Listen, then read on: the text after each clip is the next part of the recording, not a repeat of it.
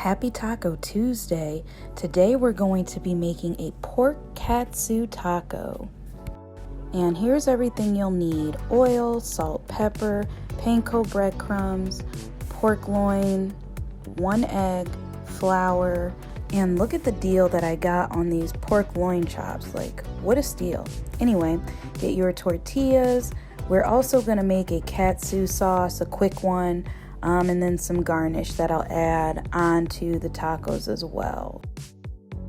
Now you're going to get your loin chops and you're going to trim off the fat and make some slits in between the fat and the loin.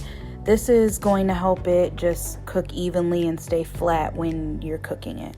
Now you want to tenderize your chops.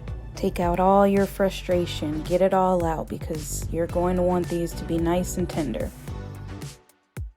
Mold your chop back into its shape just a little bit, and then go ahead and season it with salt and pepper on both sides. I use sea salt, but you can use any coarse salt you like, and then add your pepper next.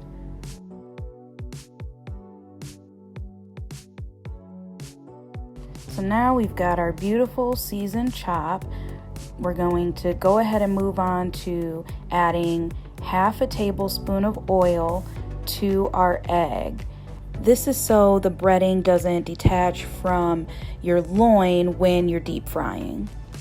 So now we'll begin our breading process. We've got our loin chops, half a cup of flour, our 1 egg, and oil, and then panko breadcrumbs. If you don't have fresh panko, just spray the store-bought ones a little bit with some water, let it sit for 15 minutes.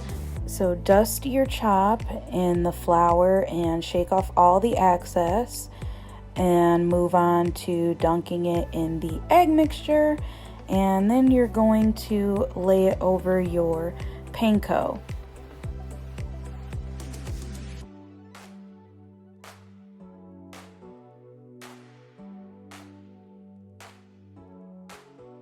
All right, now you're going to preheat your wok or your pan to 350 degrees.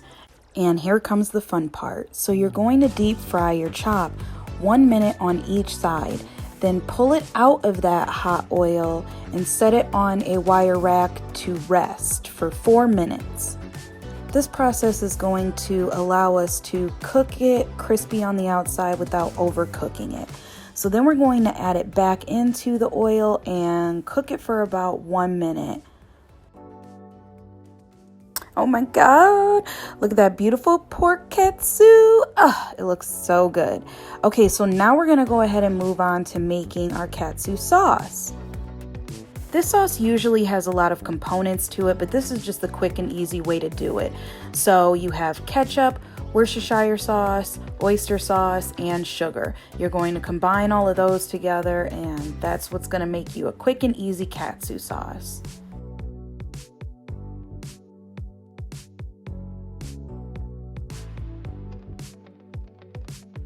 Okay, let's build a taco. So you have your heated tortilla of your choice. I used flour for this recipe, and then I added some cabbage and our lovely pork katsu. Listen to this crunch coming up.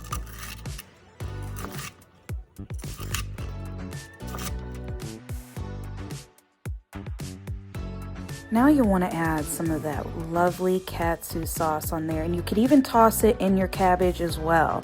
That's a great way to use it too. And then for texture, personally, I added on some sliced apple and had a nice Hawaiian Macaroni Salad, which I will have a recipe for that as well. Follow me for more content like this.